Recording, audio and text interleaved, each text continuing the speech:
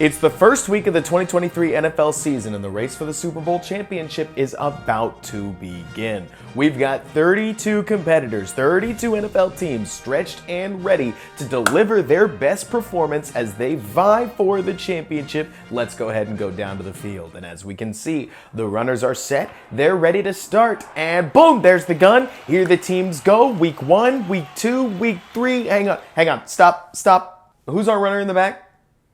Oh, I see. They're competing for our consolation prize. Look, all jokes aside, every NFL team starts with the goal of winning a Super Bowl championship, but eventually goals change. The sad reality of the NFL is that while over 300 teams in NFL history have been 0-3 at some point, only 6 of those teams have ever made the playoffs. And of the 103 teams to be 0-4 at the start of their season, only 1 has battled back since 1990, and that was the 1992 San Diego Chargers. So I'm not saying the NFL is full of teams that are actively tanking, but eventually teams are going to set their eyes on one of 3 of our grand prizes in the 2024 draft. Caleb Williams, likely to go at number 1, phenomenal quarterback prospect. Drake May from USC, phenomenal quarterback prospect in his own right and could easily be QB1 in many of the past drafts. And if you're not needing a quarterback, Marvin Harrison Jr. is one of the best receiver prospects to come out of the draft recently,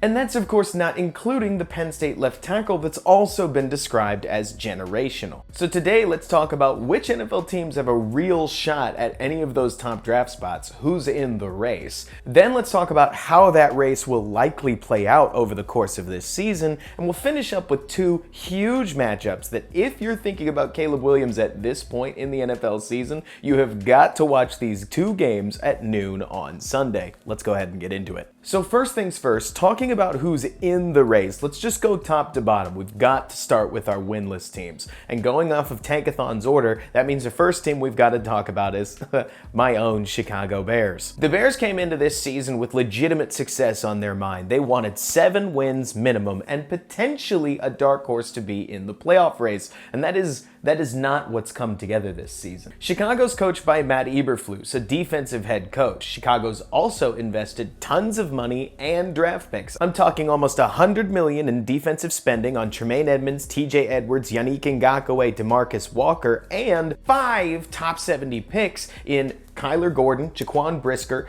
Gervon Dexter, Tyreek Stevenson, and Zach Pickens, and somehow the Bears are on now a 13-game losing streak that stretches back to last season, and the defense looks like, if not the worst in the NFL, one of the bottom 2 defenses, only competitive with a Denver team we'll talk about in just a minute. Seemingly everything is going wrong for Chicago. It's only week 3, but players and coaches are already pointing fingers at each other, and just when you thought things couldn't get worse, their defensive coordinator resigns on a random Wednesday for health and safety reasons. So I don't know what's going on with the Bears, but right now they certainly seem like they are one of the front runners, if not the front runner, in our race for Caleb Williams. So we're just going to leave them on the board. Next up is Denver, who also did not expect to be here. They just traded big draft assets for Sean Payton to come in and fix Russell Wilson, and he did. So far, Russell Wilson has looked like a much better version of himself, which would be great if the defense didn't take such a massive step back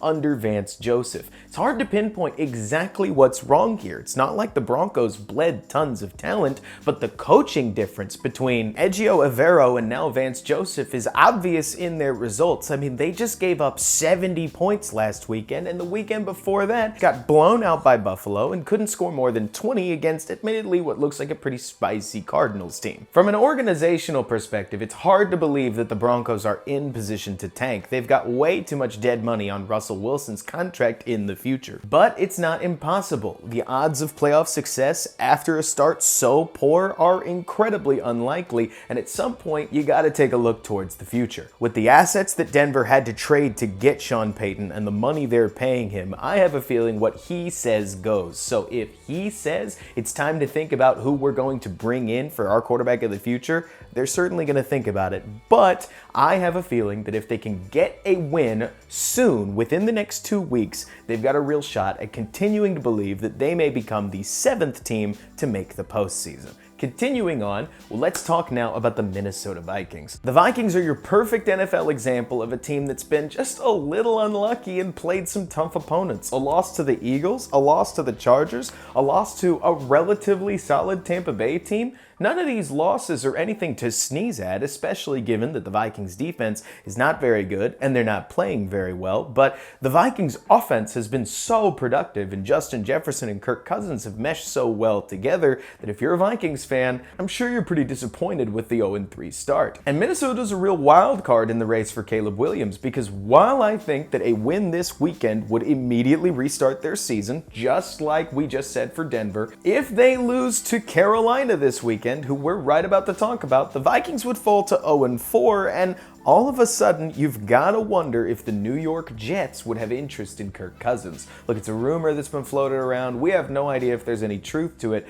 but I tend to think this move makes an awful lot of sense. Kirk Cousins isn't getting any younger, and he's on the last year of his contract. If the Jets organization was willing to part with their 2024 first-round pick so that GM Joe Douglas and head coach Robert Saleh could prove that, yes, they built a competitive roster to ownership, well, that's a deal that I don't think the Vikings are going to be able to turn down, and they'll only consider it if they think the season's lost. An 0-4 start might do just that. So I think this Vikings team is plenty competitive. Again, a win this weekend, I bet you they go out and they win 6 games, but if they lose, I wouldn't bet on anything. Kwesi Adolfo-Mensah, the Vikings GM, is absolutely a GM with an eye for opportunity, and the opportunity may simply be too much to pass up. If things do go wrong, and for some reason Kirk is off the roster in a couple weeks, I don't think Justin Jefferson is going to be enough to save a roster with a bad defense, nearly no running game to speak of, and now Nick Mullins starting multiple games. They would definitely be in the race for Caleb Williams. And that brings us to our fourth and final winless team to talk about, and that is the Carolina Panthers, who, look, they haven't looked as disorganized as a team like Chicago has. I love you, Chicago, but it's been rough out there. But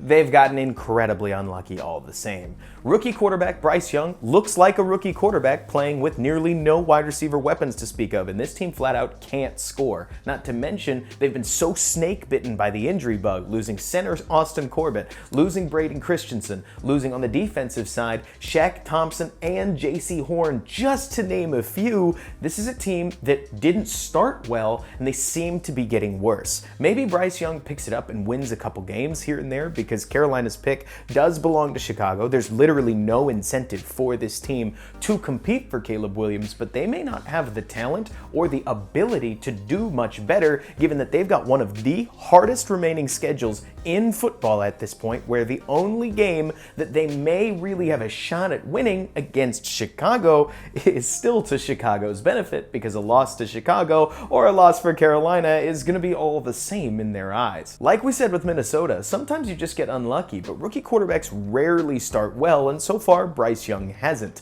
This is music to Chicago's ears and gives them a shot at something relatively unprecedented, as while the Giants not so long ago had pick number 5 and pick number 7, at this point Chicago, depending on this weekend's results, because in a wild coincidence, somehow all 4 of these winless teams play each other this weekend. Chicago hosts Denver, and then Carolina hosts Minnesota, making this a landmark weekend in the race for Caleb Williams. This could twist things massively one direction or another, because with the Arizona Cardinals and the Houston Texans both looking like well-coached, spicy teams despite a relative lack of talent on both sides, and the Jets already having beaten Buffalo, even though, again, I mean, Zach Wilson, come on.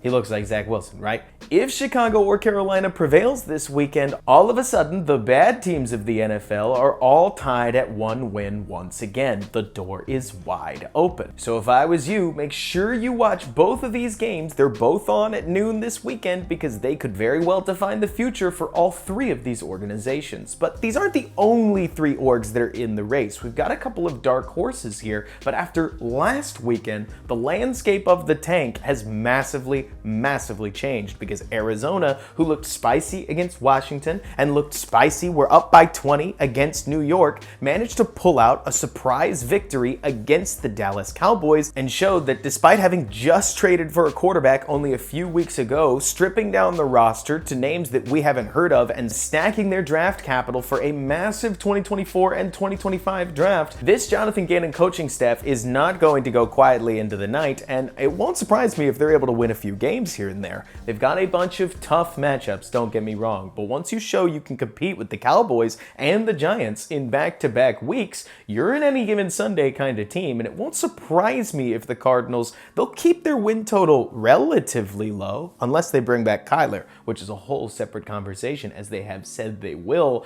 They could easily be a 4-win team when all is said and done, and a 4-win team may be pretty high in the draft order, but in a year like this, that may not be what gets you to Caleb Williams, Drake May, or Marvin Harrison Jr., but we'll have to see. That Jonathan Gannon defense is spicy, confusing, and it is flying around. You've got to love what they're doing there. And then in Houston, we've got Houston, who you've got to remember doesn't have their own pick in 2024. They traded with Arizona to get Will Anderson, but they look kind of fiery. Granted, it's just the Jaguars, and they haven't been near as consistently competitive as the Cardinals have been, but with CJ Stroud popping off the way that we saw him pop off against the Jaguars, it's hard to believe that they won't take advantage of a couple winnable games that they've got here on their schedule. Pittsburgh, Arizona, Carolina, Denver, the New York Jets. These are 5 games that could very easily be competitive contests for this Houston team that we just saw beat Jacksonville, who they have on their schedule one more time, and that's not even including Tampa Bay, Atlanta, and some of the other games that Houston could easily be competitive with if their quarterbacks don't bring their A game, which is very possible with the way Desmond Ridder is playing. If anything, and I understand it's a 1-week overreaction, if CJ Stroud can keep up this level of play, they could improve by the end of the season. Will Anderson is still a rookie, should start playing some of his best ball around week 10. DeMeco Ryans is an awesome defensive coordinator, and a young defense should get better.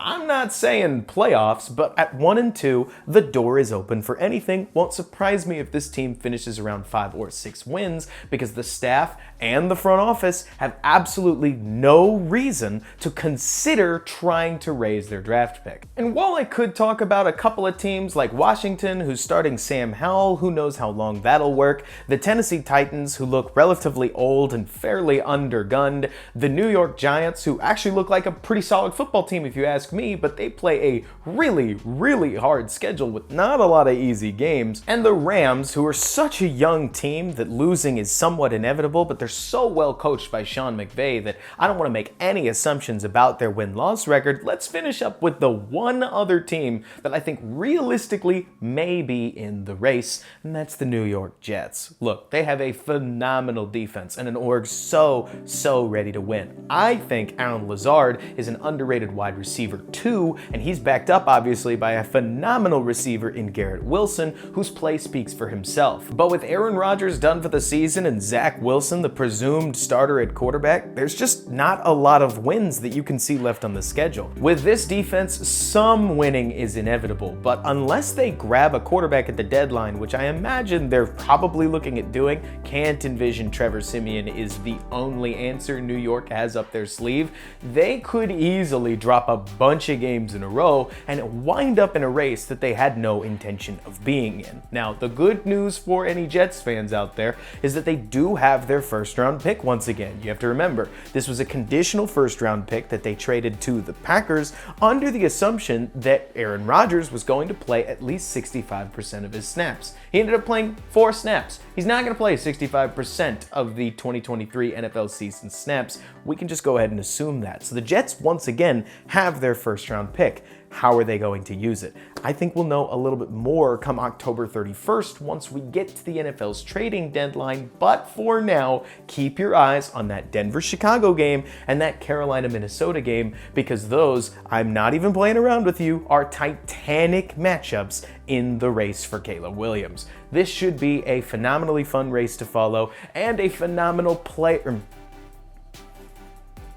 This should be a phenomenally fun race to follow, and it should bring up a phenomenal set of discussions about Caleb Williams versus Drake May, Marvin Harrison Jr. versus the left tackle prospect whose name I'm not going to try to pronounce on the fly, and every other draft discussion that comes up when a team's season doesn't turn out the way that I think anybody wanted it to. It's a bummer, but when you look on the bright side, there's better things in the future for these teams, and I just can't wait to see how everything shakes out. Let me know in the comments what you think is going to happen. Are you excited about the prospect of Caleb Williams if you're one of these teams? Did I just dunk on one of your teams by accident by suggesting they're even in this race? Do let me know. Give this video a like if you enjoyed it. Let me know how we can improve any piece of this format. And until next time, folks, thanks so much for hanging out with me, and I will see you next time.